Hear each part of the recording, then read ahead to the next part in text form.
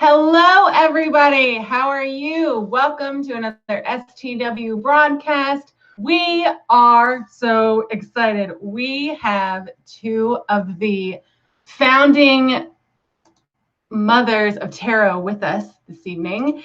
And I am so nervous that I can barely speak. I am so humbled and honored that they have agreed to join our little broadcast about tarot. I'm so excited. So first I gotta introduce our hosts, which you guys have seen before, but I'll let them say hello. Avalon and Chase. Avalon, if you would like to introduce yourself real quick. Hi, beautiful souls. How are you today? Thank you so much for taking the time out of your very busy days to be with us for this very special occasion. I know that you are all very, very excited, and you know that I am very, very excited to be speaking to these two tarot angels. So please do sit back, relax, and enjoy the experience as much as possible and add to the dynamics of the chat. Chase. Hello, my beautiful, wonderful, amazing tribe. Thank you guys so much for joining us today. This would probably be the equivalent of putting the American flag on the moon for us. This is just freaking amazing. We are so excited to have these two wonderful, beautiful, amazing women. I mean, we're talking the foundations of all of our practices and all of our readings. So to have them here with us today means the world, and I am so excited to have you guys here so you could be a part of it with us. And so just like Avalon said, sit back, enjoy, and I expect the next 2 hours to fly by and be full of just the most amazing, wonderful tarot information that you could possibly get right here at STW. I love you guys. All right, so now we get to the fun part, our very, very special guests. And I would just like to say that they are both pioneers of tarot reading, education, and scholarship. I made a joke behind the scenes that they are the Stevie Nicks of tarot, both of them collectively together. They have a long history as partners in teaching. They have both published over 60 works. Wow, that's a lot. Dating all the way back to the 1980s. They have authored, co-authored, held workshops, held symposiums. They are members of multiple tarot associations, have won multiple awards, and they both have degrees in English, master's degrees in English. And I would like for them to introduce themselves. So Mary, if you would introduce yourself to the audience, please. Hi, everyone. I'm Mary. I'm not quite sure what to say other than I've been doing tarot since the late 60s, and I just feel really lucky that I came across it that long ago and realized at the time that this was something I wanted to have as a life work. So I'm just constantly thankful that I came across it so early and have been able to follow tarot for all the rest of my life. Awesome, too awesome. And now, Rachel Pollock, if you would please introduce yourself to everyone. Okay, so hi everybody, I'm Rachel. So I came to tarot a little bit after Mary, but not much after. People say to me, how did you discover tarot? And I say, well, the tarot discovered me. That's how it feels to me, that the tarot was waiting for me, kind of. And in 1970, early 1970, I was teaching at a college with my master's degree in English. I was teaching English literature and what we call in America freshman English. Anyway, and one of the other teachers said if I gave her a ride home, she'd read my tarot cards. So that happened, and it was really quite wonderful. And I don't remember the reading at all. I remember nothing of the reading. I just remember looking at these cards and thinking, I have to have this. So I ran all around, and it was totally fascinating because there were these cards and all mysterious pictures. And then there was a book, which was by Una Eden Gray, who Mary and I both see as like, our pioneer and our hero. But it was interesting because the book seemed to be explaining what the cards meant, but it didn't really. It was just as mysterious in its own way as the book. And so I just started looking at the cards and playing with them and doing readings for people pretty much immediately. I would lay a card down, look it up in the book, another card, look that up in the book, and then start making connections. And pretty early on, I started discovering that there are things in these pictures that are not described in the books, and that you yourself can like go deeper and deeper into them and find things that are really kind of amazing. And then, then I moved to Europe in Amsterdam, and took the tarot with me, and I was doing it there. And then I was fired from my job cleaning a bar. And I thought, I need a job. So what should I do? And I looked at one and I said, I'm too good for this. What should I do? So I decided to teach tarot cards. And I went to this very imposing place called the Cosmos Meditation Center. And I said, I'd like to teach a class in tarot. And they did that for a couple of years. And out of that class came 78 Degrees of Wisdom, my first book, which is the book that is the most known of mine. And so that's really what got me started. And that book was the one that most people still, 40 years later, reference a lot. And every day I hear from people who say how important it's been to them. I reference that book a lot. Yeah, I'm one of those people. That one and Tarot Wisdom, yeah. And I recommend that book to people who are learning Tarot Wisdom before 78 Degrees, mostly because I feel like it's a little bit more of an intense type of reference book for those who already have a foundation and who really want to get into the nitty-gritty of it. Love those books. Recommend them. They're always in my top 10. So yes, I'm one of those people that you're talking about. Oh, well, thank you so much. Yeah. And I said that Tarot Wisdom contains basically everything I've learned about tarot since 78 Degrees of Wisdom. So it's all the other degrees, I suppose I might say, but it was wonderful writing that book because I was able to go so deeply into things. So thank you. I'm glad you recommend that to people. All right. Thank you for that. And now we are going to get to some of the meat of why Rachel and Mary have agreed to join us, because it's awesome. So they are putting on a Masters of the Tarot conference this summer in Rhinebeck, New York at the Omega Institute, and it's from July 19th to the 21st. Following that symposium, they will do a 5-day intensive workshop. So I guess, Mary, we'll start with you. Can you tell us a little bit about the conference and its history? About 5 years ago, I think, the Omega Institute asked if Rachel and I would create a conference. And so we began the process of inviting 3 people a year to Omega to teach with us for a weekend. Omega is an amazing place. It's in Rhinebeck, New York, near where Rachel lives, actually, only a few miles from her. It's very much in the countryside. There's rolling hills, there's a lake, there's sauna, there's a wonderful cafe, there's a beautiful meditation center. So when you go, it's not just the experience of the tarot work, although we keep you pretty busy, but there's also this wonderful environment, a fabulous garden, and actually garden places all over the environment there to stay in or to visit. So you get to go and be with 50, 60 other people who are totally into tarot. And the teachers that we bring, we sort of have themes, but not really. Sometimes the theme sort of emerges that we didn't even realize we were creating at the time we chose the people that we did. But somehow it all meshes, comes together in this very beautiful way. And one of the things that's so great about the conference is that people really start right away making connections with other people. So we're reading for each other. We have meals together, talk about all kinds of things, stay up in the evenings and go to the cafe and read for other people on campus because there's a lot of other events that are happening there. And other people are intrigued, wanting to know what's this tarot thing. So they've got a bunch of people to ask and for us to be able to try out all of our different tools that we're learning. And that's the other part, is that they're getting the experience of 5 different people.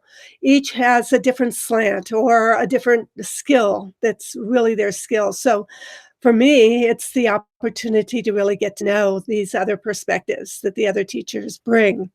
And for students, they get to realize that it's up to them to really develop their own style, their own expertise, and that they have a lot to choose from. Oh, that was awesome. And I'll let Rachel speak to this, but you guys are having Benebell Wen, Michelle T, and Terry Iacuzzo, I hope I said that right, this year down there. And so if you want to say a little bit on their teaching styles at all, or what they bring to the table and why you've chosen them. Well, Benebell kind of appeared on the scene, the tarot scene, full-blown with a wonderful book, Holistic Tarot, that is really a compendium of practically everything that you might, yes, it's huge, and goes through a lot of historical techniques and methods, as well as plenty of her own ideas. And she's continued to build on that with her online teaching and her conferences. She's also a lawyer by profession, which she still does full time, in addition to all of her tarot and astrology and other things that she teaches. So yeah, I can't say enough about Benebell. She's also a tremendous intellect, so you can get, everything from the science behind a lot of the work we do to actual reading techniques. Terry is an amazing psychic who has been a psychic for, I believe, over 30 years.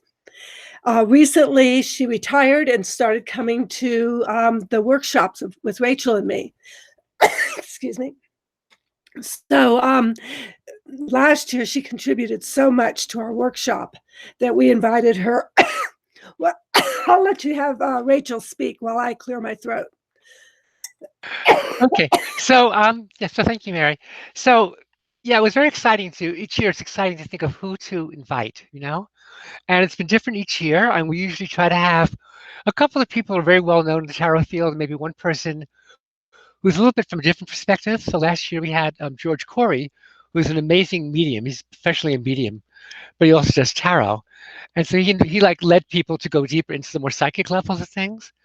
And so we decided that it would be great to continue that with Terry, because Terry's, she did this wonderful book called Small Mediums at Large, which is a great sort of autobiography and story of her family.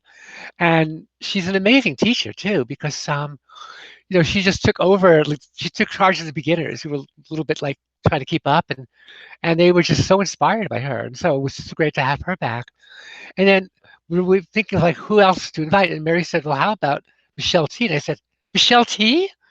Because I knew her from this amazing novel called Black Wave, which is a kind of slightly avant-garde science fiction queer novel, which I read as part of a contest I was judging, actually. And so I was just amazed that she did tarot as well. And so I was thrilled that Mary suggested her. And Mary says, well, if you know her work a bit, why don't you write to her? So I wrote to her, and she was thrilled to hear from me. So it's been such an exciting process bringing these people together. And like Mary, I'm in awe of Benebell, of everything that she knows and that she does and communicates. But the one thing I would say about all of this is that everything that we do, we make sure that all the teachers know this, it's experiential. So we have people who have no previous knowledge at all come join us. And we also have people who have been professional tarot readers for years. That's their livelihood. And everyone seems to really get deeply into it, because we try to work on techniques and methods that are not about scholarship, but are about experience. Like how to use tarot for dreams, or how to use tarot in kind of magical ways, and so on like that. And so it all kind of flows together. And then we have a few group sessions in which we have like a panel discussion. People ask us all questions, or we have like a process to say goodbye to people and so forth. And it's really quite a wonderful whole weekend. And as Mary said, it's a really experiential kind of weekend. And then, some people leave, some people stay for the 5 days as well. Other people come for the 5 days, and then Mary and I go into our more deeper, level of thing. But again, it's open to everybody. And we get people, like I say, who have never seen a tarot deck before in their lives. And and they get into it and they realize kind of like they don't have to have all this knowledge. They can just work with the pictures and get into that aspect of it. I have to show you something though. At the beginning, you said, what is a tarot archetype, and I cut the deck as you were talking about Mary and teaching together, and the card that came up was the Lovers. So two people blessed by the angel, and under that, that's perfect. right under that was the Six of Pentacles, which is a similar kind of image, but of somebody helping people. So it's two aspects. So Mary and I bringing people together, but also giving them what they need and what they're hoping to get. And we really have always tried to gear what we do to what people are looking for and what they need to take away with them. But if I could just very quickly tell you one little quick thing about Omega that's hilarious. So Omega is an incredibly friendly place and very friendly to animals. So you'll walk around the campus, you see in broad daylight, groundhogs and other animals happily chewing on leaves and stuff because they know no one's going to harm them. So one day a bunch of us were walking to class and there was this groundhog who was busily munching on some leaves and some grass. And my friend took her camera out and somehow the groundhog sensed this and it stopped, kind of stood up on its hind legs, turned around as if it was like posing for the camera. My friend took a picture and then it went back to eating grass. So the animals pose for pictures.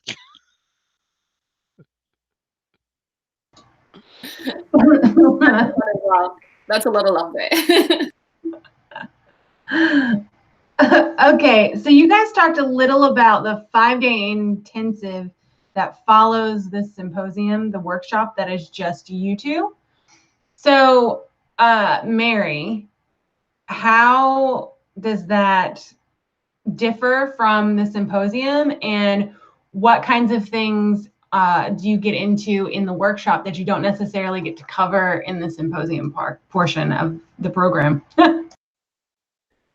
Well, we have much more time, which makes a big difference. So we can really, we establish a community. Each group that we've had for over 24 years has melded into a particular community that we have a sense of who we are as a group. And it's even more so than we can do in a weekend because we're there from Sunday night through Friday noon. We spend a lot more time doing readings, interactive work and small group work. So people really get to explore an issue or many issues in their lives in a much deeper way because they can keep taking it deeper and deeper, uncovering layers of it. We have more time to do demonstration readings where one of us will take a lead on doing an in-depth reading for one of the people and then also drawing from everyone in the class in order to get insights. So it's like building a reading, really getting a sense of how multidimensional a particular reading is. And some of those have been so magical, they've been life-changing for people. And actually, that's one of the interesting things, because over the years that we've done these classes, the many years, we've had people who have gone off to get a new career as a result of it, have gotten divorced and married to somebody else from the class. We've had, couples were actually there together, split, and then marry another person. That was a long time ago. I haven't had that so much recently.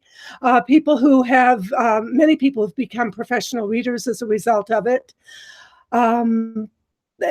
Let's see. I can probably think of some more things. My daughter came after she's 38, and she finally decided that tarot might be for her too.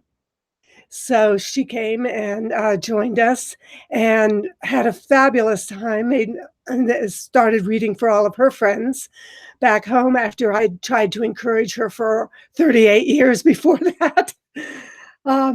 So that finally linked. So we really, because we can go so much more in depth on particular issues, we also feel free to create things on the spot. Somebody might ask a question, and when you're doing the weekend conference, we stay pretty much with what we've planned. But for the 5-day, if someone asks a question, we might create on the spot an exercise that we'll all do in order to elucidate how to explore that area, how to experience it. Again, we really focus on experiential tarot. So I think that's one of the most exciting things, because so many of the workshops that workshop material in my books have come from classes, spontaneously created exercises in order to experience a particular level of or area of experience in the cards. Awesome. That's it. Like, I want to go. Like, I want to sign up. Well, you better. Will you come to Australia? Oh, I've been there. I've been there many times. So is Rachel. Come back. And New Zealand. Yeah, love Australia. Yeah. Yeah, I've been to Australia 4 Stay in times. my tiny cottage. Oh yeah, I'd love to. You're welcome anytime. Rachel, I'm going to throw this one to you. So can you talk a little bit about the how your and Mary's style is different, and what your favorite part of the intensive workshop is? Well, that's an interesting question. I mean, I wouldn't try to speak anything about Mary's style, because Mary's style is so special and it's hers. My style is, I really try to work with the pictures and the stories they tell, and allow people to discover that for themselves as well as to discover it in a group. And just earlier today, I was looking through some old notebooks to see if I can archive them, and I came across this phrase that is really like the kind of key phrase for me about not just tarot, but anything, but really specifically tarot, is what you love loves you. And if you come to the tarot with love, it will love you back. And it will just give you things and really inspire you. And so I try to work on that kind of level with people to help them get to their own love of tarot and their own love of the experience of tarot. And it's really quite remarkable. And we've been doing this so long, and it's always different. I think Mary might have mentioned we've had people who come back for several years. They come back every year. Or the people come back for a few years and go away, and maybe come back years later. And they're wondering, well, if I come back, will it be the same? It's never the same. But on the other hand, something that we do try to make sure to do is cover all the basics. So we'll have a session about the major arcana, a session about the Ace through 10 cards, or the minor arcana, session about the court cards. But then we also try to each time take it from a slightly unique kind of way. How do you look at these cards? What can you find in them? And I'm always discovering new things in the cards from these classes and from other things, and I'll bring things to the classes that are new. Like a few years ago, I was doing a book called the New Tarot Handbook, and I wanted to do it as the Eden Gray style book, but I wanted to do it fresh. I didn't want to just kind of do a simplistic version of my earlier books, So I decided to look at the book in a fresh way. I discovered these most amazing things I'd never noticed before, such as many, many cards have the Kabbalah tree of life built into the way that people are posing. So I put that in a book, and then I taught it in class. And that's very exciting. Last year, actually, this was for the weekend symposium. Mary helped me to make some slides for a slideshow of cards that were obscure for people. Most people would not immediately connect to. And then we just, as a class, as a group, we just talked about them. What's going on in this picture? Why is this person doing this? What are they holding? And so on. So we found ways for them to come up with their own meanings for cards. I did a deck called the Shining Tribe Tarot. It's out of print now, but it's been around for some time. And one time in one of my own workshops, somebody came with it, and it was her favorite deck, but she never had my book. So she had all the meanings for hers. All 70 cards, she made up her own meanings. And she thought I would be angry at her. And I just loved it. I thought it was really fabulous, And that, too, we try to encourage, that people come up with their own experiences. And in the 5-day classes, Mary was saying, people get to read for each other. We read as a group. So people can start joining in and finding things themselves and sharing it with everybody. And it's quite remarkable, and it's all the lives are changed. I mean, literally life-changing experiences that happen, from being there.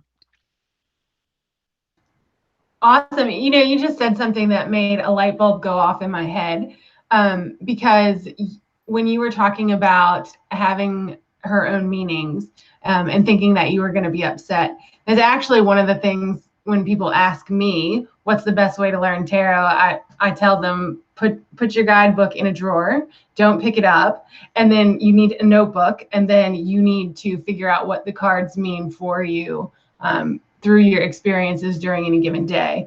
And so to hear that you guys also are proponents of that means that I do know what I'm doing a little bit.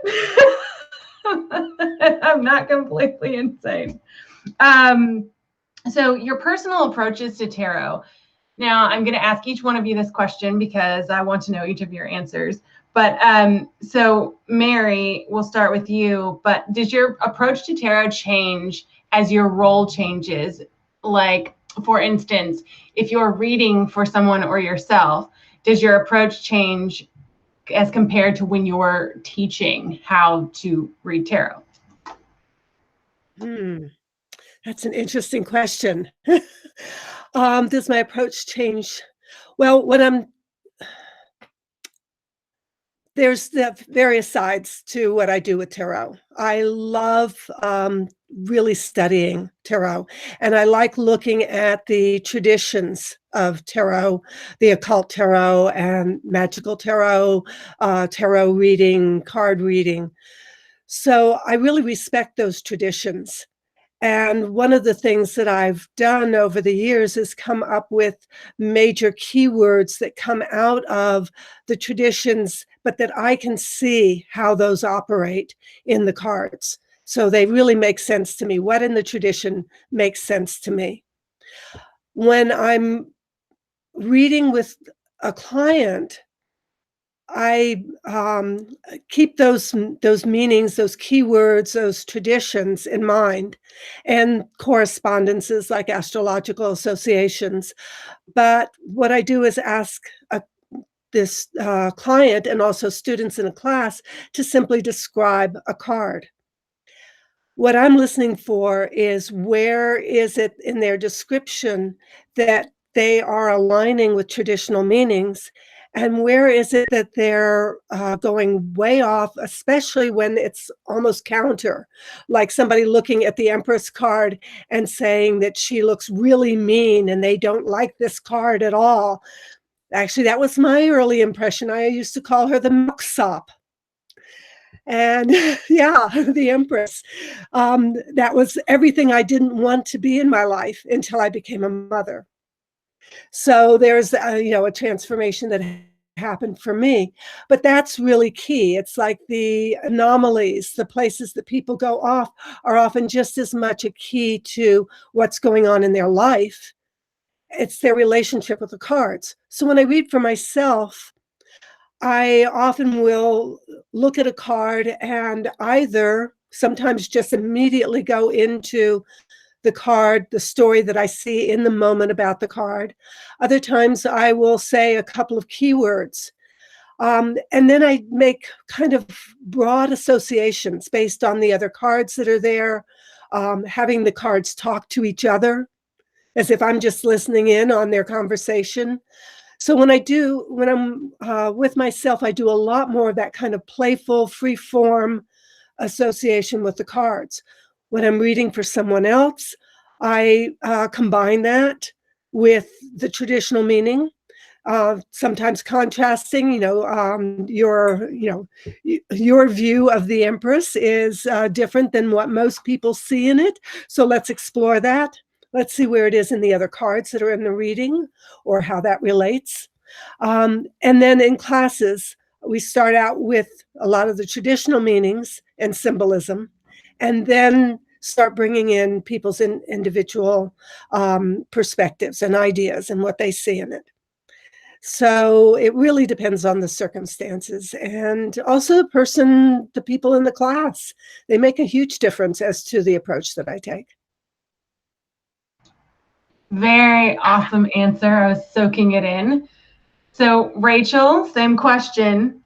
As far as your personal approach to tarot, does it change depending upon what role you fill whether it's the reader of your own cards, reading for someone else, or teaching and writing? Well, it's a question, that comparison between those three things, reading, teaching, and writing, they're all quite different, you know. Um, in teaching, my main concern is that people find their own way and don't feel they have to learn somebody else's ideas, you know. Um, so I very much emphasize that kind of approach to discovering your own truth of the cards, what they're about for you. In writing, of course, it's just me. So I'm trying to convey the things that I've learned, things I've experienced, things I've discovered, and always trying to find new ways to look at the cards and not just repeat the same things from before. And something often very magical will happen. So I'll be writing about something, and all kinds of things will just come to me, you know, in relation to that particular card I'm working on. Things I've experienced, I'll put that in the book. When I read for people, I often do this thing that I will teach also, actually, which is to create the reading around what the person says, you know. And so when somebody comes to me, I say, well, what would you like to look at? You know, what's your concern? And that has first happened. It was a great experience. And this woman said, well, oh, not, I don't remember that. But so someone might say, for example, well, I've been married for 20 years and I feel like my husband and I have drifted apart. You know, so I'll write down in my notebook, married 20 years, husband and I drifted apart. And then everything else she says, I'll just write down. And then the reading will be basically taking cards about what that person said. And will help them look at, you know, what the cards are connecting to and what they were saying about their lives. And it's something we do in class. You know, I'll show people how to do this and they'll do it with each other. And, you know, some people who are used to just looking stuff up in a book may like be a little bit like, oh, how do I do this? But they get into it. You know, they play with it and they learn with it, you know. And other things that happen sometimes is, you know, Mary was talking about cards where people see something different than what other people see. And there's a card in the Shining Tribe deck. It's based on the Ten of Cups from the Rider deck with the happy family, you know, the rainbow. But I looked for it, I couldn't find it, so I'm not going to search for it again. But in the picture, it shows a man and woman, and their backs are to us, like in the Rider deck, Ten of Cups.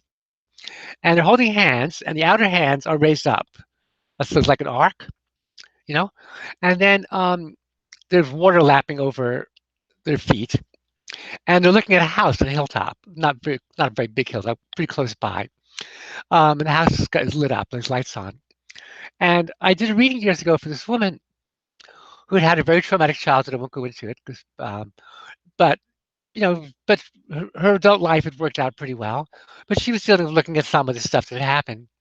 And then this card came up, you know, and I was immediately about to say, well, you know, this is her happy life now, you know, and she's embracing the life she has because it's a wonderful life and it's no longer controlled by what happened when she was a child. But I stopped myself and I said, what do you think is going on in this picture? And she said, well, they're saying goodbye. It's an immediate response. And I was, what? Oh my gosh, that's the exact opposite of what I was thinking, you know? So, but of course I accepted it because it's what she saw. And then I realized that what for her was important was that she could say goodbye to her childhood without any lingering kind of, you know, pain or fear or anger. She was free. So my meaning came out of hers in a sense. So now whenever that card comes up, whatever else, I'll do the reading, I'll just stop and I'll say, what are these people doing? And it's amazing, you know, the things people say. Some people say there's someone in their life. Other people say they're saying goodbye. Those are the two most common ones. My favorite was a person who said, well, they were shipwrecked and they swam to shore and they're really thrilled to find a house with lights on.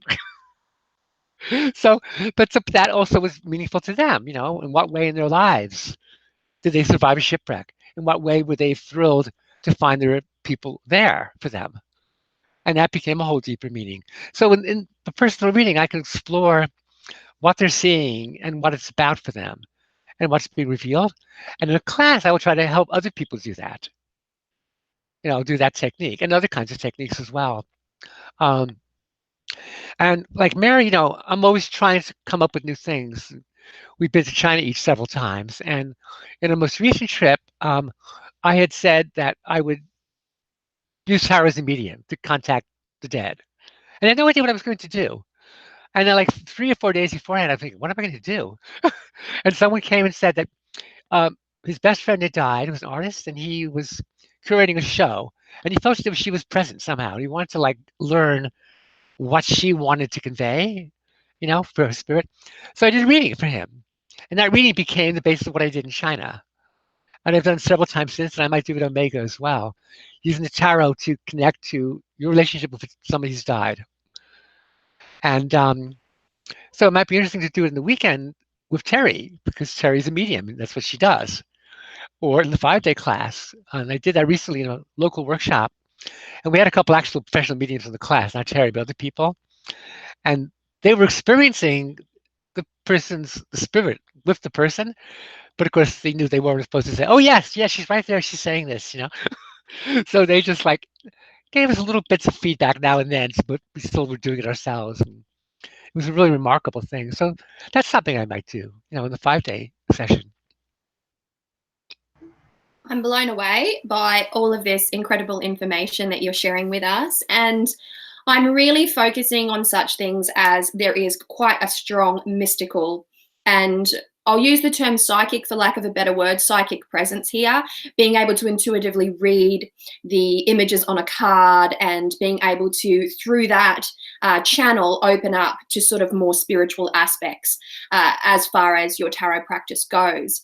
And so what I wanted to ask, it's a relatively simple question for those who really do like to read the images on cards. Do you need to trust the artist's vision when you're holding a deck in your hand and be able to truly connect with that artwork and take from that artwork what is necessary? Because I feel like the art really does have to respond to you in some way. It either has to give you a good reaction or a bad reaction, but it needs to give an emotive response in some regard. And without that, I don't think that you can connect with the cards as deeply or take from those images what is needed. So I would like to ask you, Rachel, have you come across different types of decks in your time that you feel, it's not that they're bad decks, or you feel that it heightens the importance of being able to truly connect with the artwork? Is that something you're able to talk to us about? Yeah, yes, yeah, very much so. I mean, the thing I love about modern tarot, contemporary tarot, is the vast range of artistic experiences and things that people bring to it.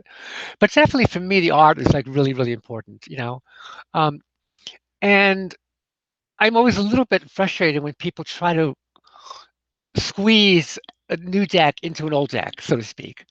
So they'll have a picture, of like Santa Muerte tarot, the tarot of the Saint Death. It was a Mexican tradition, and they'll try to like make it, what the cards they know. Or when I've taught the Shining Tribe card, sometimes, someone will get a card for reading, and I'll hold up a large version of it, and then people will say, "Oh, what's that in the regular deck?" Meaning the Rider-Waite deck, Rider-Waite Smith deck. So I'll say what it is, and they'll start interpreting that picture, which isn't there. They won't look at the picture in front of them. And so that's something I will try to like gently ease them into, what is the picture in front of you and what are you experiencing from that picture? Don't worry about what, the Queen of Swords looks like. Worry instead what the Gift of Birds looks like, And I may explain like, something about the scene that they're seeing, but then I really try to bring them into what they get from it. And as far as decks that, don't speak to me or something, there's always decks that don't speak to a person. And so to me, I don't try to force them to speak, because I have, hundreds and hundreds of tarot decks, and Mary does too, I know. And there's so many, I just have next to me these piles of decks that I really want to spend more time with. And there's not enough time to do it. So I will never have a shortage of decks I want to get more deeply into. And so I don't need to try to like, look at decks that don't particularly connect for me. Maybe I'll give that away. I'll give it to somebody, But with each new deck, I try to like see what that artist is doing and what the experience of the art is. And it's quite a wonderful thing to do that. And I think something that you just said about thinking about what the Queen of Swords looks like instead of focusing on the card in front, I think that's kind of a pitfall for those of us that have been reading for years, because you get so you read it so often, I guess is the point, that you can fall into that trap. So that's a good tip, definitely, because now I'm gonna have to go do that. Okay, next question. Can I respond to that quickly? That question. Yeah, because there are plenty of people who say they can use any deck whatsoever, which means they've got a system in their mind. I can't really read like that because I respond too much to the images, and so I am affected by them. There's some decks where I hate to say this, but it's absolutely true. I feel like I'm messing around in somebody else's psyche, and I really usually don't want to be there. One of the great things about the Rider-Waite-Smith deck is that Pamela Coleman Smith's artwork, and especially you can tell in the minor arcana, transcends, I feel very strongly, in the fact that it's been so popular, her own psyche. And in part, she trained herself to do that. She had something called synesthesia, in that she could see music. And what would happen is when she would listen to music, it was like the iris of a camera opening up. And then she would draw exactly what she would see. If she changed anything, it would close. So she had to train herself to stay open to this image that was coming to her psychically, you could say, or through the synesthesia, that crossover of sound and image that in her own brain. But she had to train herself to not bring her own stuff into it. So I think that's one of the reasons why her deck is so powerful for so many people for over 100 years and will continue to be. There's also using tarot decks merely as an oracle. And I think if, to some extent, if you just totally throw away all the books and work only with your tarot of the fairies or tarot of the desert creatures, then you're probably using the deck more as an oracle deck, responding to those images, to what they evoke in you, whatever they do in your own intuition, your own sense of it. There's nothing wrong in doing that, but I think you lose a lot in not exploring and getting an awareness of the tarot tradition, because there's so many layers to that, and there's several tarot traditions. It's not just one, but there's still an underlying sense that's there among all of them that really makes sense and makes someone stand out as a tarot reader and not an oracle reader. So that's just my perspective on it. I tend to go back to the Rider-Waite when I'm reading for other people. When I'm reading for myself, I explore a lot more decks. In classes, we do both. Yeah, I'd just like to add something about that too, if that's okay, very quick. So I write fiction as well as writing books about tarot. And I know that when you write or you draw something, there are a lot of things in there that you're not conscious of, but they're there, absolutely there. And I find that with the Pamela Coleman Smith pictures, as Mary was saying, she was transcending, the intellectual arguments about it or anything like that. And my sense of it is that people, find these amazing symbolic details, and they don't understand that she might not have done this consciously, because it works so perfectly. And they're insisting that this was something that she intellectually did. And I say to them, well, maybe, but it's just as likely that she just did it. And you're seeing it. You're the intellectual side. You're the side that is making that connection as to what something means symbolically. That it's there, and I'm not saying that you invented it. It's absolutely there.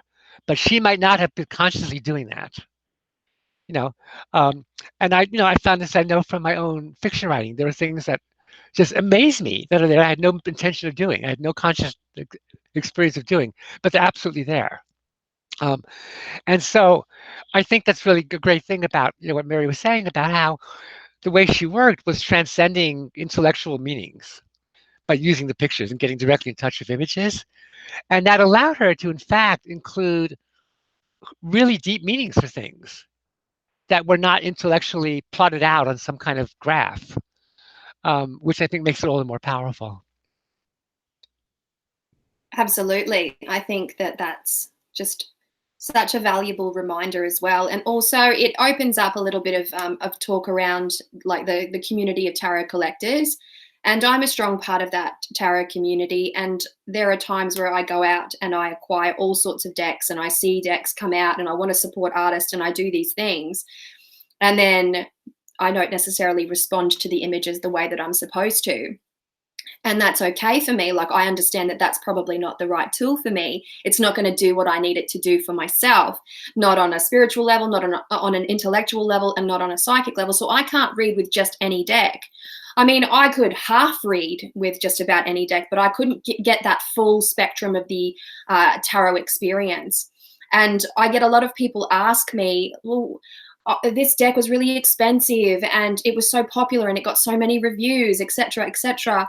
What should I do? I just don't talk to it. And I really think that it's not important. If you don't talk to it, then give it away, sell it, and find something that really does speak to you. So you've spoken beautifully on that subject. Thank you for taking the time to talk on that.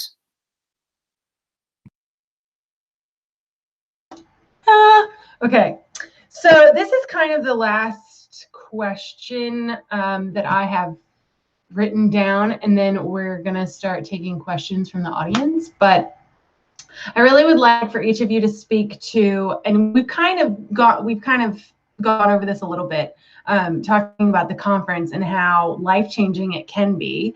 But can each of you talk a little bit about the personal benefits, but also the benefits of having a tarot community as well? So Mary, if you want to start. So, tarot community, the benefits. Many, many minds are better than a single mind. And that's one of the great things both about the internet and forums and groups where you can share things with other people. And it's even better when you can do it in conferences where you can meet together.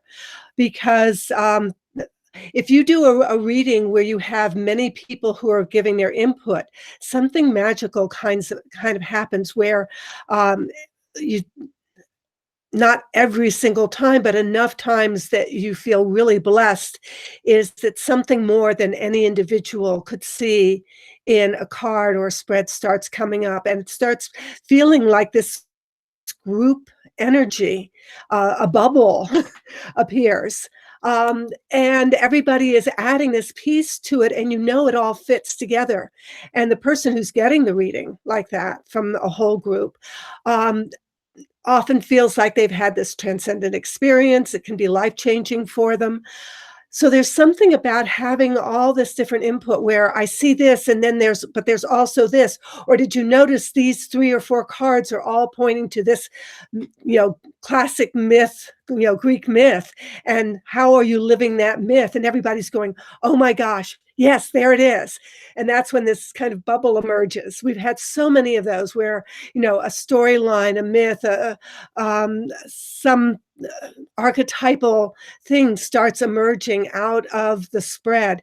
It can happen for an individual reader, but it's so much more when you have a group that are adding into that, bringing in something from left field, something you would never have thought of, and asking the person, how does this relate to your situation? And suddenly it opens up and everybody goes, oh, that's it, or at least a piece of it.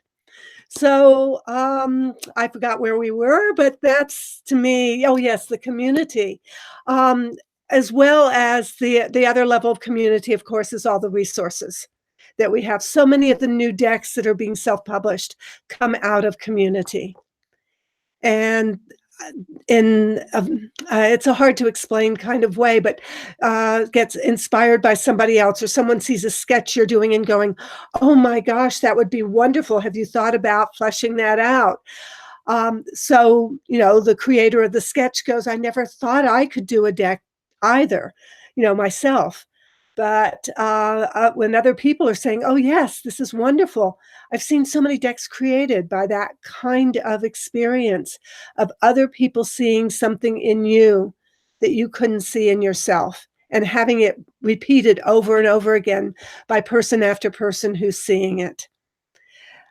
seeing that in you, recognizing your insights, people who are knowledgeable about the same subject. So we all come together as a community of thinkers, of intuitives, of psychics, of explorers of the tarot. To me, it's just so exciting, and you make friends for life. Yeah. Yes, because you two have certainly had a very long and productive and awesome friendship. We say, it's like me and Avalon and Chase. We're all brewmates. That's what we say, or soul siblings. Rachel, would you like to answer the same question? The personal benefits, but also the benefits of having a tarot community? Well, absolutely. It's a really kind of an amazing thing. And excuse me. So because I literally live like 6 miles from Omega. And people from New York City come up, and then there's local people. And so we have a tarot community here, and part of it is people who we met in Omega, and part of it is people who just live locally and want to do tarot. And it's wonderful, the things that happen. So we'll sometimes I'll do workshops with other people. We'll explore a whole different kind of area, or people will come to Omega and they'll become lifelong friends, as Mary said. And there's a whole community of psychics and mediums that now come to the Omega class, and then they meet other times and they hang out together and they share things. And so people contribute stuff, and I've been doing my local workshops for many years now. I try to do like one every quarter. People come from New York City, and we meet them at the train station. Other people drive, they live locally, and so on. And one person was inspired to start her own tarot community. She and another woman, and they started a group that's not, there's no teacher, you don't pay for it, you just show up. And every other month they have a session, and that's quite one. A bunch of us go to lunch beforehand, and we go to her house, this one woman. And so, we all share stuff, and I don't have to be the teacher, which is really nice. I get to learn from everybody else, and be one of the people participating. But also just great things happen. And so, and like I said, people meet each other and they connect in very powerful ways, and their lives are changed. And one woman is moving from New Jersey to live near here because she wants to be part of this community, the tarot community. And then she brought a friend of hers to Omega with her a few years ago. And the woman had no experience of tarot, but took our class, Mary and me. And that woman's now a professional tarot reader. She quit her day job, and that's how she makes her living. She makes her living teaching tarot, reading for people, and so on. And the woman who brought her, is now learning kind of psychic healing techniques that she learned from people who came to our class. And so there's this huge way of connections just made. And Mary was talking about those people whose lives were changed at the 5-day class. And there was that one summer when 2 people made drastic life changes. One of them decided to become a priest, an Episcopal priest. And she wrote to them and she said, I have to let you know, I'm a lesbian and a witch. Will that be a problem? They said, oh, no, not at all. Welcome. And then the other woman, she had a very difficult divorce, and then she decided, and she went to law school. She said, no, she actually decided to go to law school and become a divorce lawyer for other women who had to go through what she had to go through. And so she built a wonderful career helping women deal with very painful, difficult breakups. Because in both those cases, the cards, encouraged them, didn't tell them, but encouraged them and said, yeah, this will be great. You should do this, Go for it, go for your dream, and it worked out for both of them. And I love that because we get so many people who watch us who one of the number one questions we get asked is, how do I go from reading for myself to starting a business? Or I want to do it, but I'm scared, or I'm nervous, or what if I fail? Or so the fact that you guys see that in your symposium and in your workshop is proof that yes, you can do that. If that's what you feel called to do, if that's what you want to do, it can be done. So yeah, that's really inspiring. And like, just side note, the audience is going crazy. They are so excited, and I told them to get their questions ready because we're going to open the floor. And Chase, my brother from another mother, he has been so quiet. So I think that he should go first. Thank you. I appreciate that. I have been so good and so quiet, and I have been, I feel like, so reserved and so polite.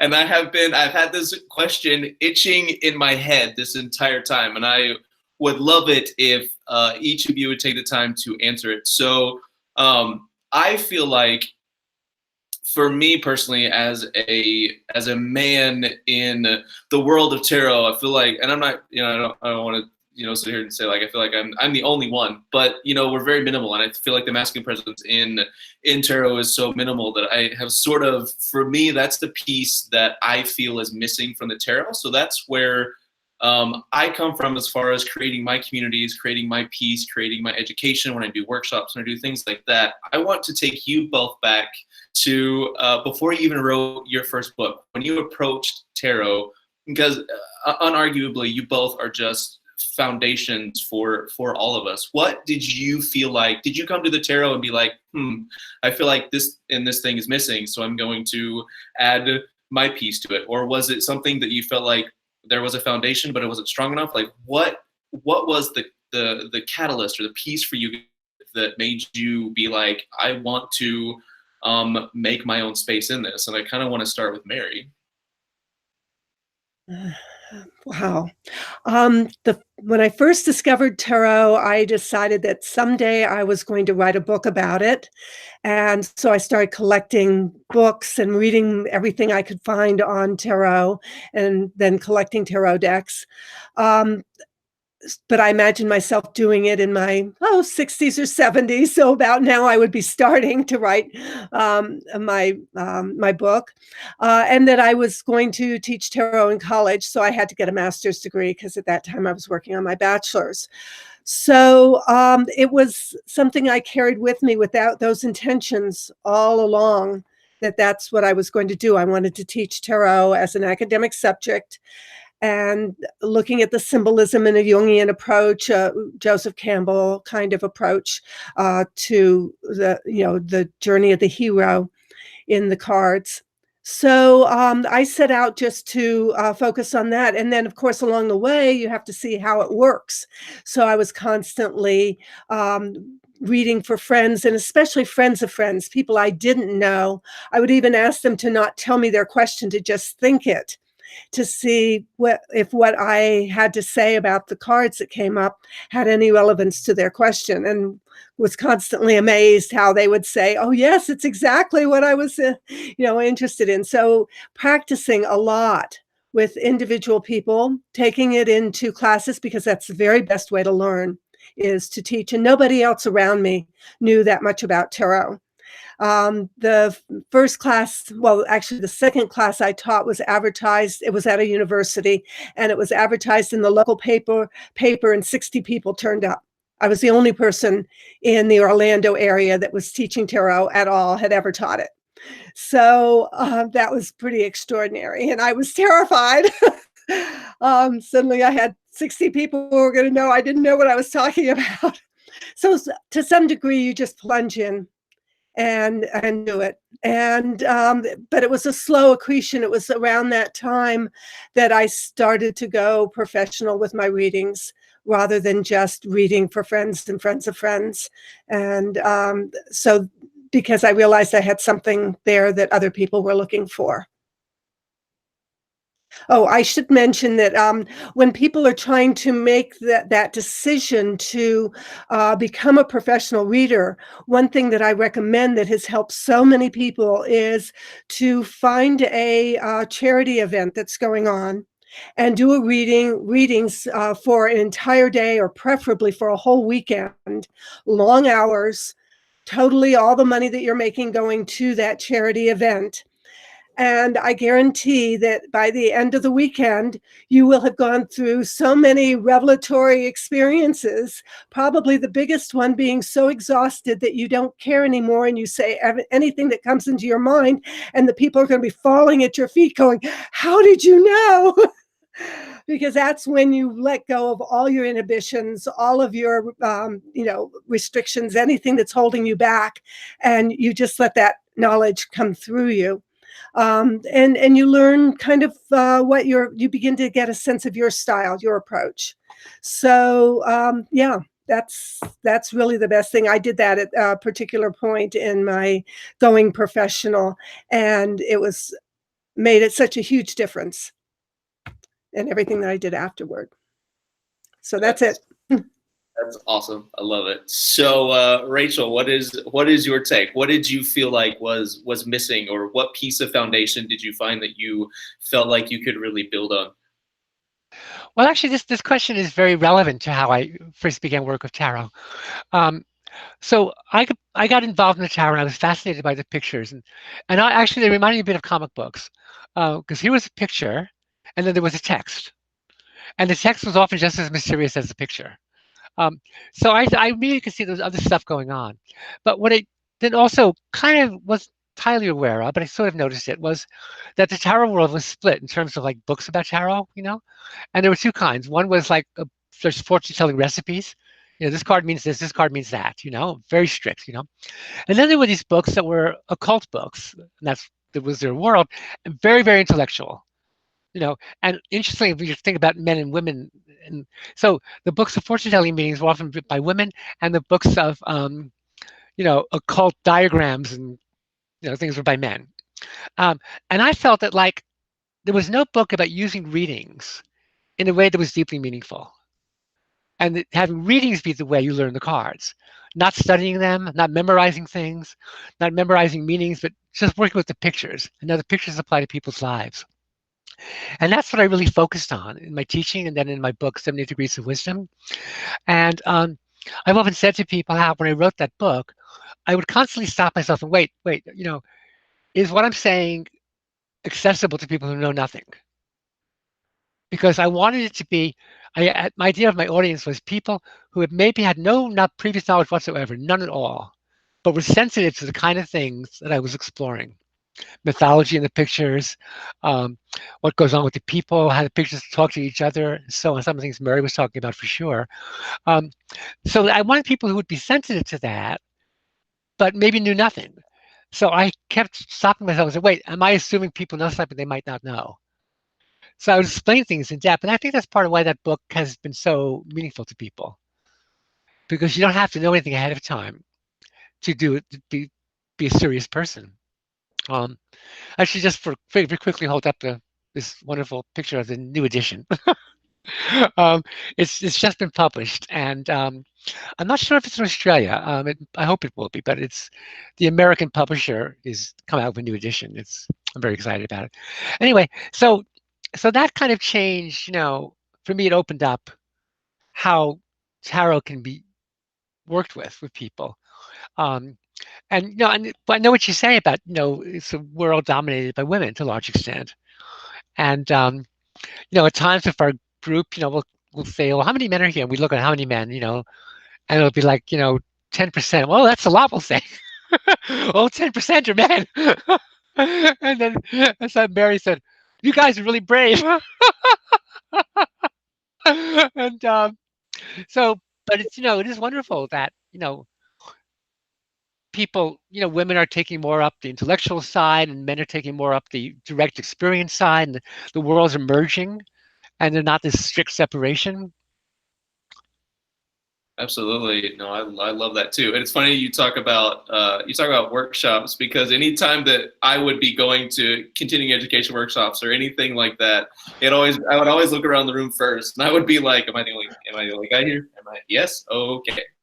So when it would come to be that I wasn't the only man in the room, I would just immediately be like, I'm gonna sit next to that guy, and we're gonna be friends when this is over, because I need like that I just sit in. I don't know. I just like masculine energy, and I like you said, I'm a diagram guy. The Sephiroth is is the tree of life and all that. I love all that because it's pictures and it's diagrams, and like I'm all into that. So that's very interesting. I love all that, and I will be getting the new edition of your book, no doubt, no doubt. Mm-hmm. Yeah, great. I have some questions, and they are questions that I didn't actually think I was going to ask here, but because we seem to bring these up in every single one of our live streams, they are important questions, and you know what I'm talking about. Do you riffle shuffle or hand over shuffle? Do you spread? Do you not spread? And do you read reversals? Mary. These are very important questions. Yeah.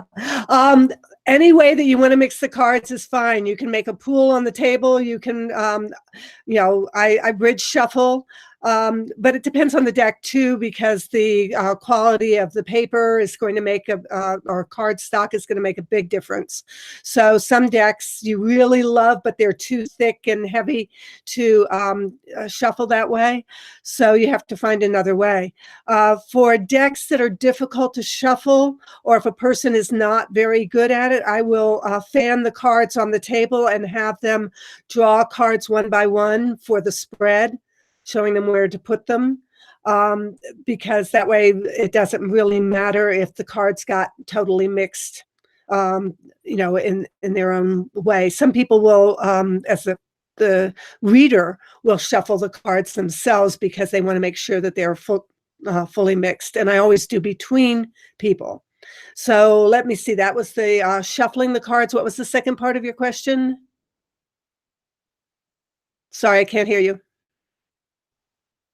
Oh, do you use spreads or are you a freeform reader? Whether I use a spread, I tend to use a Celtic cross, fairly close to the original with some variations in it. But sometimes I will create a spread on the spot, and I do have some quite a few spreads I've made up that I use in particular circumstances. So those, and for myself, I like when I want to do something different or kind of stretch myself with tarot, I'll take somebody else's book on their spreads that they've suggested and try one. But when I'm reading for other people, I tend to use 3-card spreads if it's something really quick. I've got a shortened Celtic cross version because I know all the underground passageways between the cards. Rather than having to think about the position meaning and what cards on it and constantly reminding myself of what that position meaning is, because you're always putting together the question, the position meaning, the card, and the person's response to the card. So all of those you have to kind of keep in mind. So it's easier for me if I use with clients a spread that I'm very comfortable with. And my last question was, do you incorporate reversals in your style of reading? Depends on the deck and the situation. So when I get a new deck, I always try out a spread with it, and I usually don't use reversals then. And that gives me a sense of whether I might want to use reversals afterwards. There's a few decks that I never use reversals with, like the Crowley-Harris Thoth deck, or Toth deck, however you want to pronounce it. But with the Rider-Waite, I almost always use reversals. Wonderful. Now, Rachel, can I direct those same questions to you? Like, what is your preferred style of shuffling? Do you use spreads or are you freeform? And do you incorporate reversals in your reading style? Okay, so shuffling, like Mary, kind of depends on the deck. Some decks you can shuffle one way easier than another. I tend to do overhand shuffling because I've grown to really like not using reversals particularly.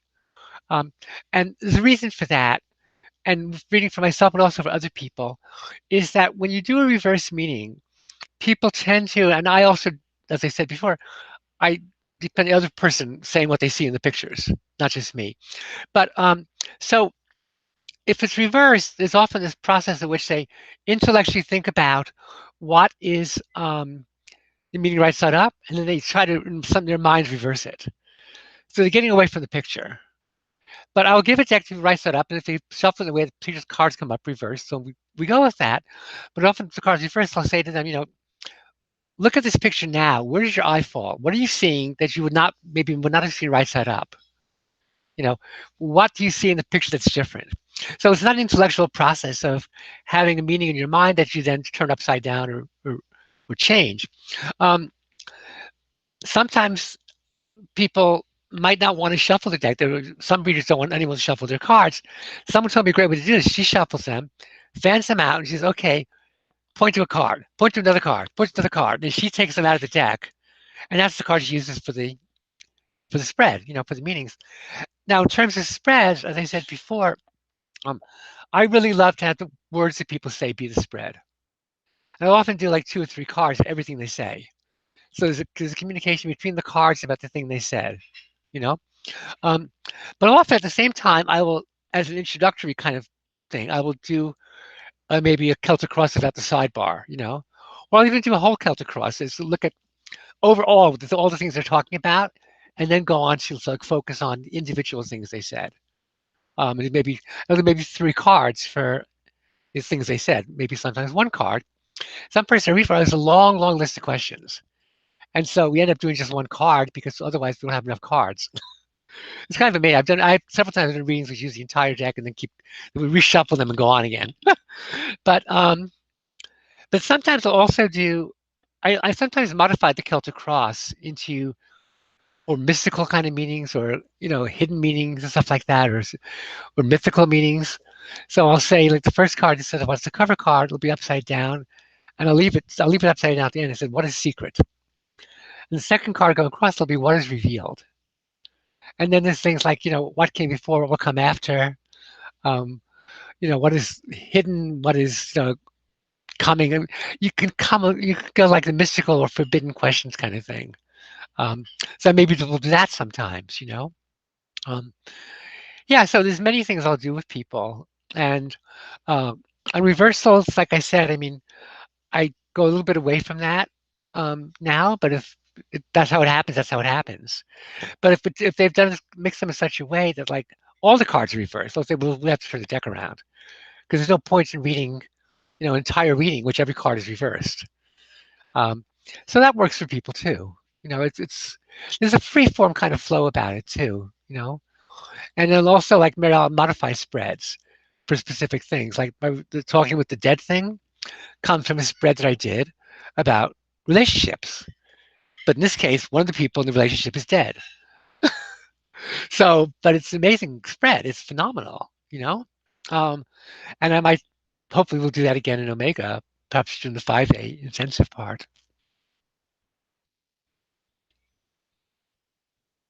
Thank you very much for speaking on that. These are questions that are so regularly asked that it only seemed both natural and fair to ask them here and now. But we do have other questions to get through. We have a long list of questions from our audience, and we're going to try and get through as many as we can in keeping with our allotted time frame. So there we have it. And one thing, when we were going back and forth in emails, we talked about how when we read live on this broadcast, we do something called stack readings, and you guys seemed pretty interested in how we do that. So if you guys want to do one with us just at the end so that you can see, because I know that you showed some interest in maybe incorporating that into your workshop. So if we'll try it, if you like it, feel free to use it. It's something we just came up with just for doing this. And it seems to work out it kind of wows us sometimes. But okay, Chase, if you would like to read off the first question, you go for it. I'm sort of having a moment with my animal right now. I'll take one of the next questions. She's thinking, so the office is also our playroom. So she's thinking, since I'm on the floor in the office, that this is playtime. So she's like pushing up against. I will gladly read a question, but I'm going to pass it off to you. Okay, all right. Avalon, go ahead and read the first one if you want. All right, so we have a question here. Tarot by Tomea Spirit. What is the Cadillac of spreads? Cadillac of tarot spreads? I think we may have both answered that in part. I felt Celtic cross from the both of you. Well, there's one that I called the Cadillac of spreads. I'm pretty sure that was it that I posted on my blog, which was a spread that I came across. Oh my gosh, if I can remember where it was. Yeah, it was a book on a Marseille deck. Anyway, it's laying out all the cards, and you start out by you build a pyramid starting with 6 cards on the bottom, then 5, then 4, then 3, then 2, then 1, and then 1 card off to the side. After having asked your question, you turn up the card to the side, and if that happens to be the lovers, the 6, it's kind of a theme for the whole spread, but you also go to the 6th card and turn that over. And you keep turning over cards and responding to them until you get to the Fool, in which case you stop. So you might turn over 3 or 4 cards, or even 1 card, and it's over. Or you can end up turning over almost every one of the cards. And I've done that several times where there's just been like 2 left or something. So you read them in sequence. And I also added that the preceding cards establishes a question for the following card. So, you know, the lovers, which you started out with, you go to position 6. So that becomes the theme for whatever card turns up in that position. So if that happened to be the Emperor, then you read the Emperor in terms of its meaning in a position having to do with choice. So what's the Emperor's choice could be what you're looking at.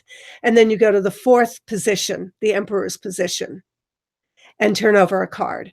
So you keep going through the sequence. And that was called, that was termed in this work, which you have to look on my blog to see, the Cadillac of spreads. Otherwise, I think it's the Celtic cross if you just want to generalize. So if I can answer that. So when you say the Cadillac of spreads, my first reaction is indeed the Celtic cross. But it can be adapted, as I said before, to many different kinds of levels, including a mystical level, including a storytelling level. In fact, a couple times, we've done things where we've done a Celtic cross spread to make a screenplay, which turned out one time to be The Godfather, which is quite phenomenal. But I know when I used to teach writing for a master's class, and so sometimes I would have people do Celtic cross for their characters, and they would learn about the characters. So the Cadillac of spreads would be Celtic cross for me. However, I would say I also have the sports car spreads, or maybe the BMW spreads, the Porsche spreads, you know. And this is a spread my friend Zoe Matov created called the Don't Do and Do spread. It's only 3 cards, but it's phenomenal. And basically the center card is the issue, and then on the left is don't do this, bad idea. On the right is do this, good idea. And this is so shocking to people. To have, let the tarot tell you, no, don't do that. Not a good idea at all, And then, because most people are so schooled now to never, that the tarot shouldn't give them orders. And here it is. It's like a bad idea. Don't do that. Do this. And I've had so many wonderful experiences with that spread, which is in small ways and in major ways. It's like, helped me through crises I didn't even know what was going to happen. That's a whole story. I won't tell about it, but had to do with when I walked my dog, and we had this very dangerous situation. And because I'd done a spread in the morning, that spread, I didn't understand at the time I did it, but it came back to me when I was in this crisis, my dog and these other dogs. I realized what I had to do, and it was the opposite of what I would have done. And the spread saved us from what could have been a very difficult experience. And that spread is so adaptable, and it's like, it's very quick. It's only 3 cards, but it's so useful. So to me, that's like, the sort of Porsche of spreads. The Cadillac of spreads being maybe the Celtic cross. This is the Porsche of spreads. Yeah, I just looked it up. It's called the Cadillac of Readings, the Pyramid Spread. That was Jean-Claude Flournoy, who I'm probably pronouncing his name wrong because he's French. He died a couple of years ago, but he was one of the people who was bringing out a lot of the early Marseille-style decks, reproducing them. And he wrote a book that was recently translated into English called Seeing the World, Tarot Signpost on the Path to Perception. And he talked about that kind of pyramid layout that I described as being the Cadillac of spreads, which is why I mentioned it. I have really enjoyed that spread and used it quite a bit for myself. If I could just add Brilliant. something very quick about that book. So it was translated by David Vine. I think that's the one Mary means. Yeah. Yes. And David Vine's a very good friend of mine, and we've done a lot of things together. And I know that I looked at a bit of that book when he was doing it, and so he contributes also a lot of interesting material on his notes about what he's translating. So it's a book that's really worth getting, especially if you like the Marseille deck.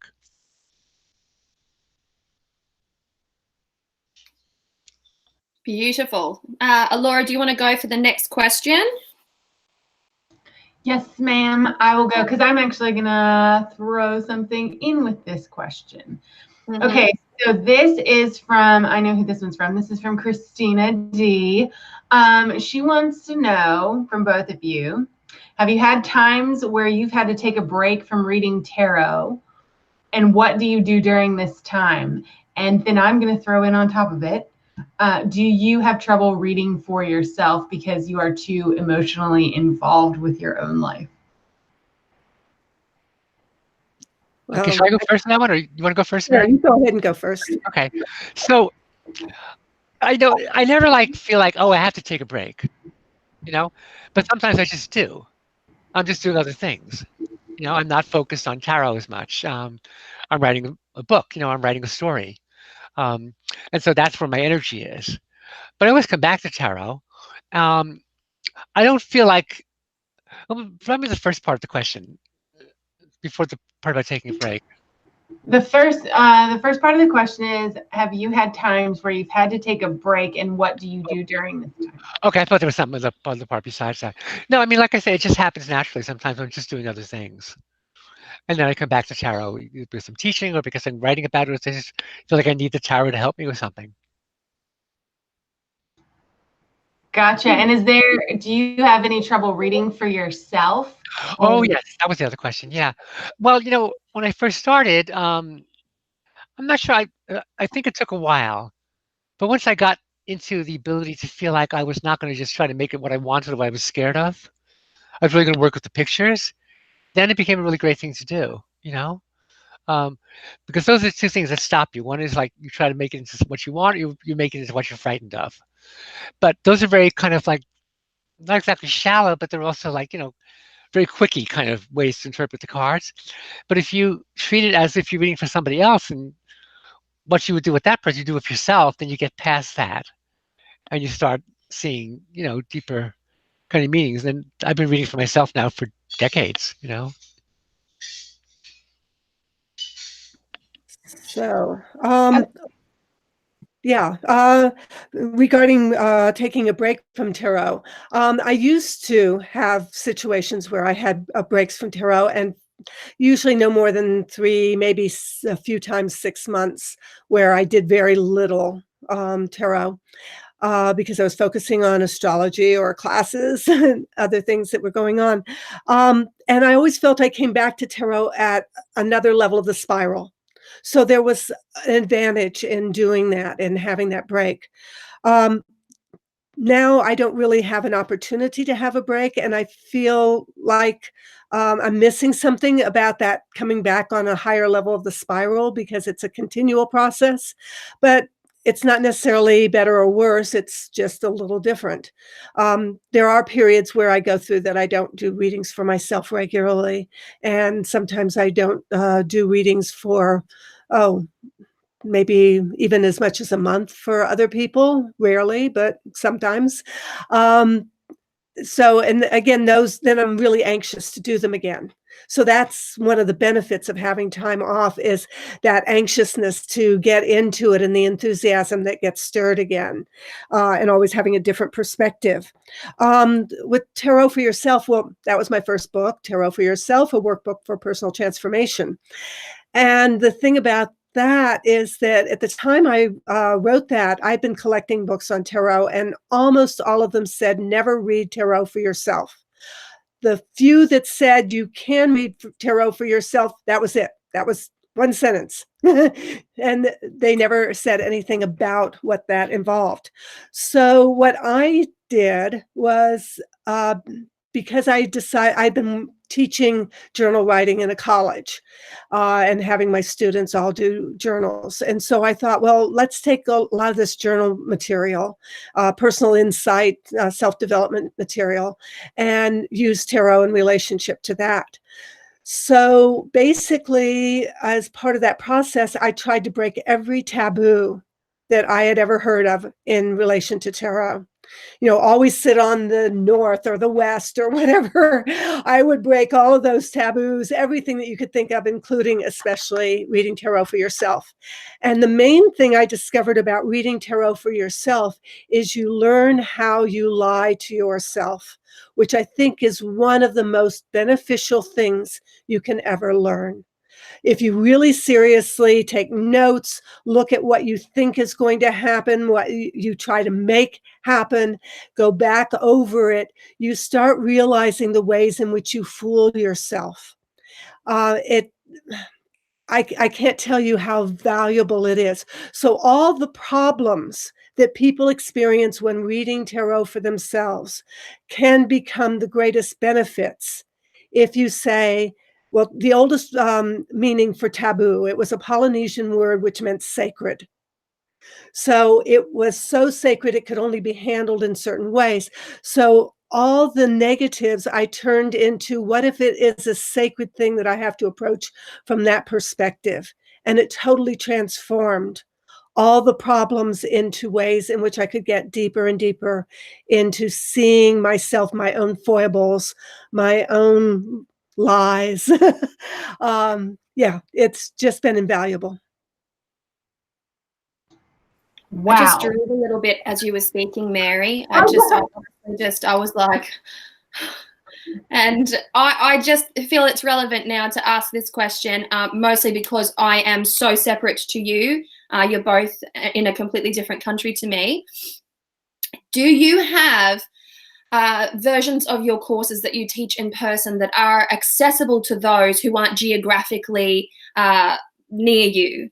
And how often, if you do, either of you, if you do have these courses that you teach in this very sort of like live classroom style, when do you run them, and how does that take place? For those of us who are scattered across the globe and who don't have access to your brilliance in person, how can we do that via distance education? Well, for me, go to globalspiritualstudies.com. And there's all kinds of webinars by me in tarot and also in the Lenormand cards. And you can, see if any of those appeal to you, as well as courses with other people, fabulous teachers who you can choose from and get lots of different perspectives. So yeah, check out, and they've got the list of all the different teachers there, and you can go to their individual pages to see what courses they've taught. So periodically there's new courses, and those are taught live, just like this is a live session, but those are recorded, and then you can purchase them later to watch on your own. I just finished one on creative imagination, Jung's creative imagination in tarot. Yes. So just join in there. So I should mention, by the way, the woman who sets up Global Spiritual Studies that Mary's talking about is Australian. So you could actually connect with her. Now, Yeah. is she? Yes, yeah. Wonderful. I've done one or two things with her, not as much as Mary has done. Personally, I find it difficult to do a kind of online webinar kind of class. I really find that I don't know, maybe I need an administrator to help me do it, someone to set it up, But I tend to like to do things in person with people. So what I would say is come to Omega. Make that your holiday. Get away from the Australian winter and come for the American summer. Woohoo! I would love to be able to get to, quite frankly, any of the larger tarot gatherings that America is very fortunate to have. Outside of America, there are hardly any tarot symposiums and large sort of like retreat style workshops that take place. So you're very fortunate to be able to not just teach at these places, but also have access to such a richness of education on the subject of tarot. Outside of the wonderful US, we're pretty, it's a desert. It's a desert. If I can jump in, Avalon, for a second. Do you know the Tarot Guild of Australia? Yes, I'm familiar with it. Yes. Yeah, so they've done wonderful work. That's how both of us first went to Australia. They invited us. Actually, the two people who founded it came to Omega, and there was one person, the original founder came to Omega, and she very rarely said, "Would you be willing to come to Australia?" We said, "We'd love to." What do you mean, would you be willing? So we went to a bunch of other people went, and there's also like London has a tarot conference every year, a couple actually. There's other places too, so it's not just America, you know. Yeah, for sure, for sure. Yes, I'm familiar with Taroists, tarot symposiums that they do hold over there, and I've heard sort of whispers of things that could be created here in Australia, but I'm yet to see something that sort of is of the same caliber, and I'm waiting, and I may have to travel, boat or plane. Yeah, well, come to Omega is all I can say. You'll be very happy. I would love to. All right, Chase, your turn, brother. I don't even know where we are over here with the questions. Hold on. Just pick anyone. All right, that I can do that. The one that stuck out to me was: have you ever laughed or rolled your eyes at how your tarot spread played itself out? Maybe something you were initially worried about. And that question is from Cheryl. I'll go first, maybe. So I don't know if I would say I roll my eyes or anything like that or laugh, but yeah, sometimes it's like, oh, okay, so now I get what you were telling me, and it's fun to do that. You know, it's kind of interesting. So yeah, there's something which like you see, oh, now I get it, you know, and also people I read for, it's the same kind of thing.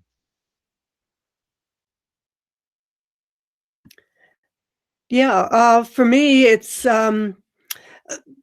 I guess the times I laugh the most are when somebody says something about what's going on in their situation, and we turn over the cards, and the very first cards are exactly what they said. So somebody says, I've been having problems with my mother, and so the Empress reversed turns up, or one of the queens reversed turns up, and you go, yeah, problems with your mother. And you can't help laughing at those kind of very literal parallels. They aren't often as full of depth as the cards that you don't understand at first. The cards you really have to work at, usually by the time you finally get a handle on what they're doing in the spread, it brings everything together. It makes it all work. But you can't help laughing at the cards that are just literally what somebody has just said.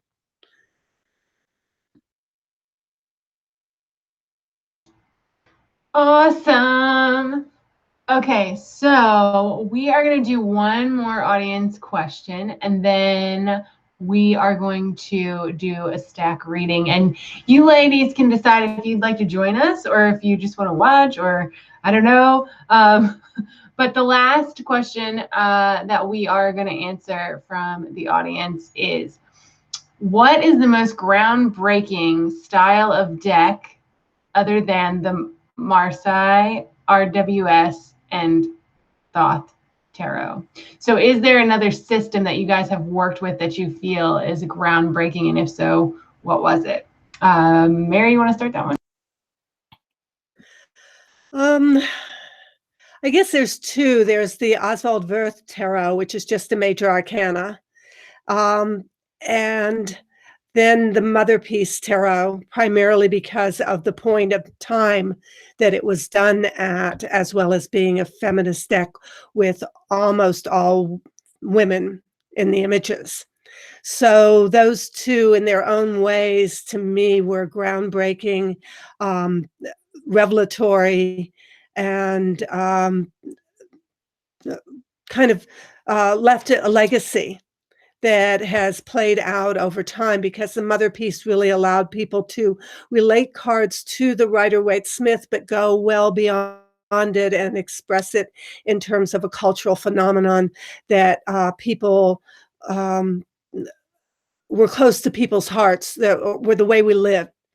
And the imagery being so much part of the way we live. And one of the first books to really have a very broad diversity in everything except positive male figures, but ages and sizes and colors and, all of those things. They broke all of those open. So, and with the Oswald Wirth deck, it was one of the very first, or actually it was the same time as just before the Rider-Waite-Smith deck, where it took the Marseille and made it more of an occult deck, but still kept very strongly to the Marseille model, but brought in new occult things, especially with this little tulip figure that kept changing through the major arcana cards and reflected just in that one symbol, the development through the suit. Awesome. Rachel, how about you? So, I mean, for me, systems don't interest me that much. I'm more interested in like what the cards express, and the stories they tell. So it's not a question of like, which are the great systems. I find the cards that, to me, the Marseille and the Rider-Waite-Smith, are the two major focus decks. But then other than that, and decks I've worked on, I should actually quickly mention the Raziel Tarot as well, that Robert Place and I did together, based on Jewish stories, which is quite wonderful. It's a major arcana only deck at the moment, but it's been a very exciting project to work on. But anyway, so that was like a storytelling deck, But to me, like I find decks that have a new kind of art, something that's not been done before, something that's mysterious, quite wonderful. So this one deck here called the Phylarchus Tarot. If I can hold that up to the camera. Yeah, it's a very mysterious deck, very beautiful pictures, and it's quite wild. I mean, like sometimes, the book won't even be about the picture. It'll be about something else entirely that she never actually drew. It is quite remarkable. But to me, there's so many wonderful decks that are just expressing artistic visions and people's stories and other great things. That's to me what's so exciting right now is not a particular system, not a single deck, but the great multitude of decks. Yes. I'm hoping that when my personal deck comes out, that it will sit in high regard with you both, because I'm extraordinarily proud of it. You have examples you can show us quickly? Yeah. Yes, I do. And it is awesome. This is the Bronestone and Earthflesh Tarot deck. It is wonderful. Wow. Cultural type of a deck, and it has some beautiful ethereal infusions. I think I've seen that online. Oh, well, that's good. Yeah. I'm excited for it. And what's the title? What's it called? The Bonestone and Earthflesh Tarot. Something in Earthflesh? Bonestone. Moonstone. Bone, not moon. Oh, bones. I think I have seen it. Yeah. Yeah. Yay! Congratulations. Yeah, fantastic. Wow. I'm excited. I am excited for it. And Rachel, I pulled this off my shelf. Oh, good. I'm glad you have it. Good. Yeah. Yes, I do like to collect. And that came by way of a gift because it was already out of print. And somebody sent it to me and said, "You like her writing style so much, I thought you'd appreciate her deck." And I said, "I do." So I'm holding off until I meet you in person so that you can sign it for me, please. I'd be happy to. Honored to. Come to Omega. You've really you've made it impossible for me to not look further into this. When is this? What's the date that this is taking place? July 19th through the 21st, and then for 5 days after. Yeah, the 21st to the 26th. Yeah. Interesting. Well, if I'm finished dispatching my beautiful Bonestone deck because it's due for sending out, and because it's self-published, that's all me doing that. So if I can manage to get through that gargantuan task, we shall see. Yes. Okay, so do you want to hold on just a sec, Ab? Do you ladies want to join us in doing stack reading, or would you just like to be observers? If you could remind me how that works. Yeah. Okay, so this is not difficult. So what we do this with we've done this with Benebell, we've done this with Mitchell, Osborne, we've done this with lots of people. So basically what we do is somebody from the audience asks a question. Then we all shuffle and we pull a card. Sometimes two fall out, so sometimes you get two. But everybody has their own card, and then we intuitively tell the story one card at a time. And then by the end, when we're done, you have a whole answer. I'm not sure if I quite understand. Can you start it and we'll see if we have something to add?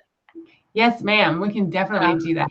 And I'll join you because I can use the Shining Tribe deck to bring a different perspective. Cool. Okay. You guys pick one of the questions. I don't want to pick.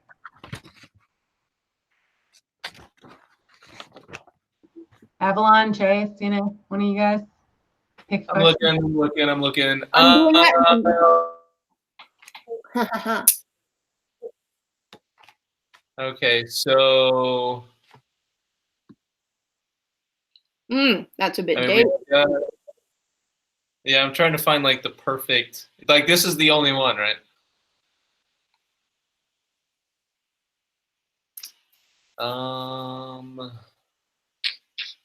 Like the perfect, I kind of want to pick one that's a really good example so they can get an idea of kind of how we.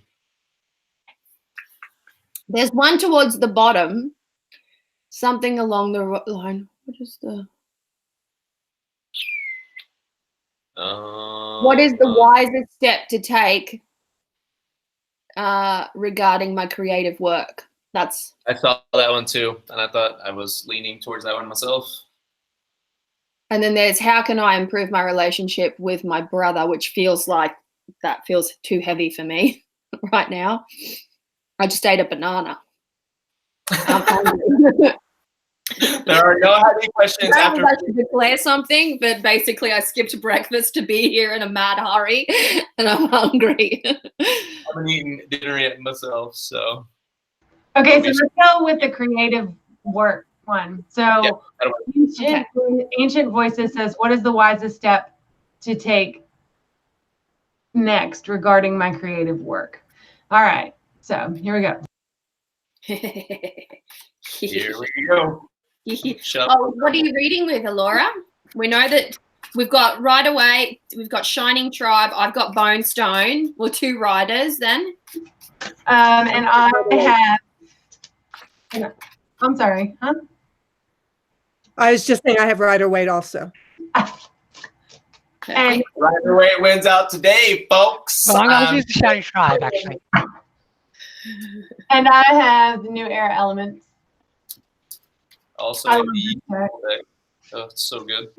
That's the name of the deck. It's not Era Elements that's new. It's called New Era Elements. New Era Elements. I had to clarify that the other day. So I'm like, oh, it's new. It's the Era. No, I was like, They were like, oh my God, how new is it? And I was like, it is new. No, that's what it's called. Like it's the New Era. They're like, yeah. Maybe if I say New Era.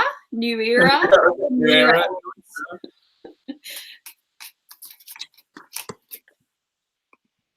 All righty then. Oh, can I go first? Yeah, please. Okay, I've got the Ace. I've got the Ace of Swords. So I have the quintessence of air here, the seed of inspiration. And I'm leaning towards Arwen. I'm leaning towards that channeling down of inspiration through mentally creative means, and also through that powerful avenue of spirit. And so I feel, because my symbolism here in the Bonestone is the feather that is also the quill, that is also the sword, there is a tremendous amount to be said about finding the right tool in which to truly channel down your, you know, creative spark, your creative genius. That's me. That's me. I just kicked it off.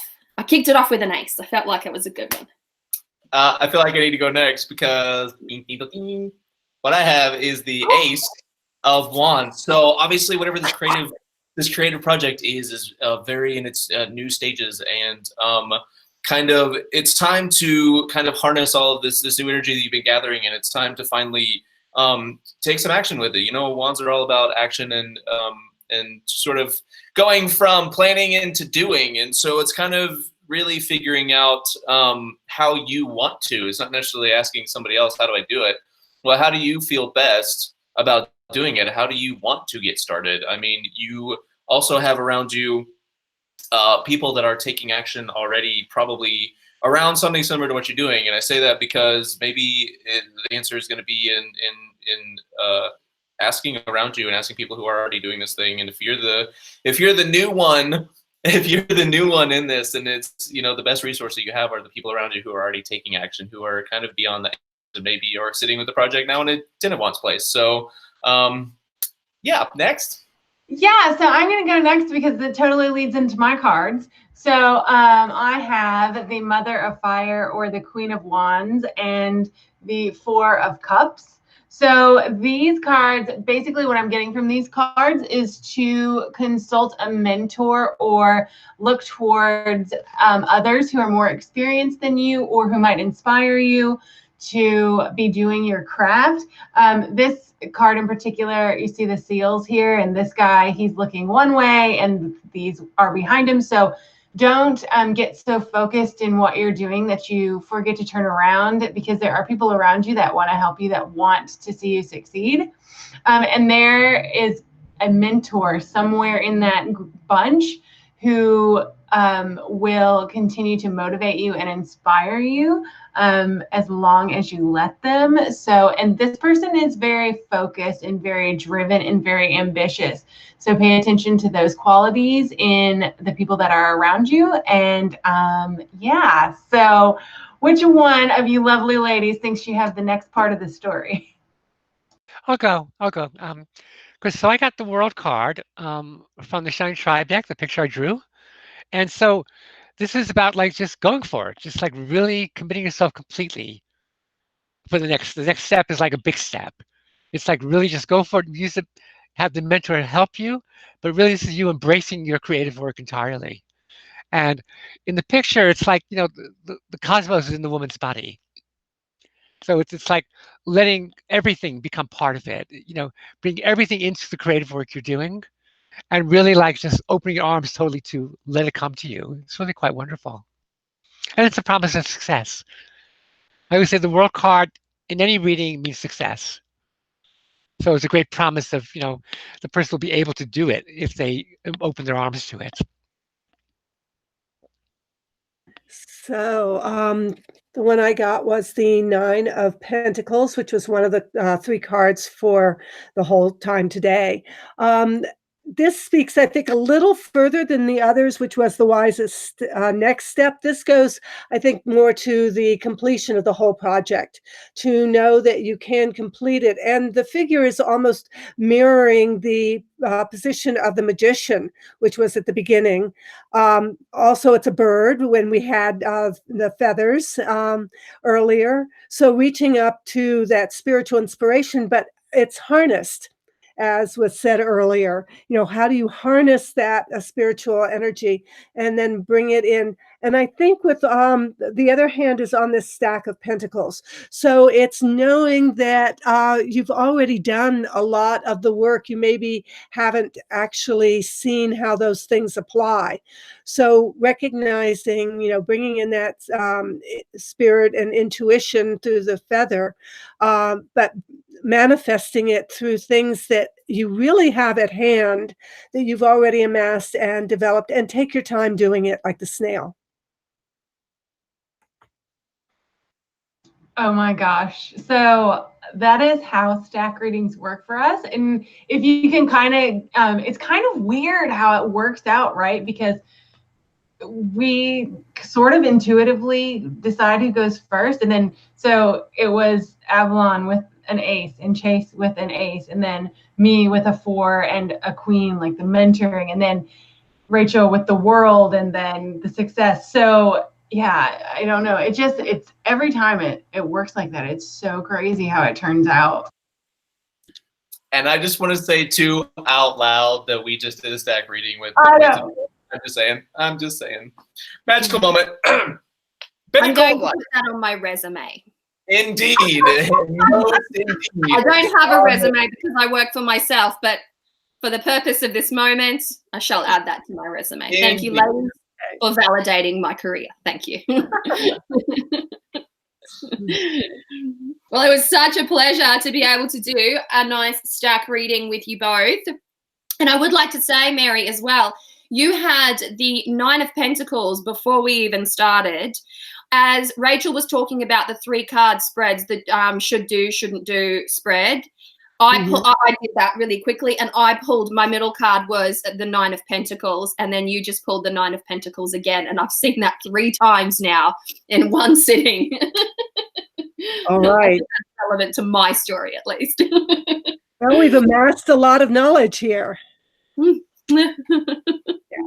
It's good times. It's good times. Yeah. Avalon, if you would like to wrap us up, because these lovely ladies, as much as we have enjoyed doing this, I don't want to take any more of their time, because time is precious, and we have had them for almost 2 whole hours. So I'm sure they need bathroom breaks and they need to tend to their lives. Absolutely. Absolutely. And thank you for having us. I really appreciate your having us. Yeah. Yes. Yeah, it was wonderful. Was a special treat to have you both here in this way, and to enable another community, basically our community, our digital community, which is so large. The tarot community on YouTube, the tarot community on Facebook, they are such a huge movement now, and so many of them hold you both equally in such high regard. So to be able to have you here and bring some of your beautiful wisdom and your warmth and your knowledge to those people who may not be able to naturally and physically access some of your works is just such a treasure. And I know that we have the highest viewing right at this moment in time, right now. So that is a testament to your presence here and how much people absolutely respect and adore you both. So I just wanted to say that, and to say thank you for taking that time out of your day to be here with us, to allow us to speak with you, to ask you these questions that are just, some of them are fun, some of them are interesting, some of them are really life-affirming in a person's personal tarot practice. And so thank you both for being here. It was an absolute pleasure, and I hope that you would consider coming back in the future to have another chat with us. Well, this was really wonderful. It was really a delight, and I just pulled 1 card for the end, and it was quite wonderful because it's the it's the 2 of rivers, and it's like the 2 fish swimming around each other. And like it's based on yin and yang, but also the 2 of cups and the rider deck. But also this idea of like all of us flowing around, and then there's a core in the center. The center is the tarot. The center is the mystery of tarot, which is, so there's just water in the center. But there's this whole quality in which, we're all blending together. So it was a perfect card for what we've experienced, I think. And I would love to come back and do it again. It was a great time. Yes, I had a wonderful time. Thank you all so much. And I would also like to add that Rachel and Mary have such a strong body of literary work behind their tarot existences, and that you can access some really incredible books written by both of these beautiful individuals. So get on Amazon, Book Depository, bookstores, you name it. You'll be doing yourself a favor, and they are pretty much staples of my library, as they are staples of many others' libraries. So, Laura, if you want to close it down. Okay, Chase, say your thank yous, and then I'll close the show altogether. I mean, just what everybody else said. Thank you a million times for coming on and doing this with us. Like, I don't think you fully this was like, I can't even talk.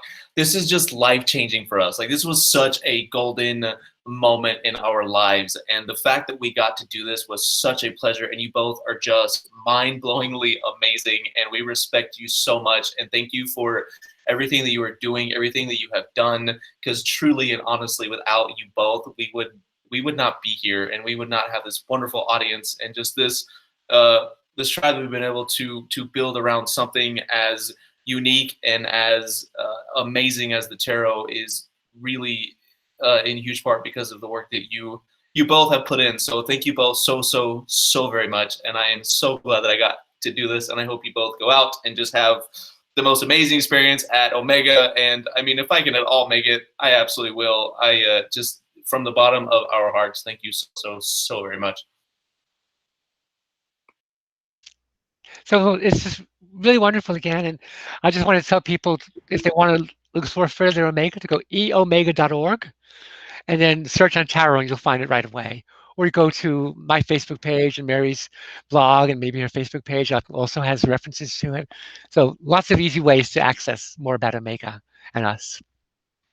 Yes, and I believe that I put the link for the Masters of the Tarot Symposium in our video description box. So you guys should be able to look right down under this video, and there should be a link there, but I will double check it after we click off of here. And another thing I wanted to say is this broadcast would not have been possible had it not been for Benebell Wen. So she is amazing. You guys know Holistic Tarot, and she's awesome. And if you don't know her, you should. What are you doing with your life?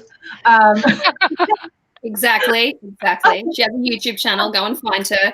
Her most recent video, or her second most recent video, made me laugh so much I almost peed my pants. Yeah, I choked on a tortilla. Yeah.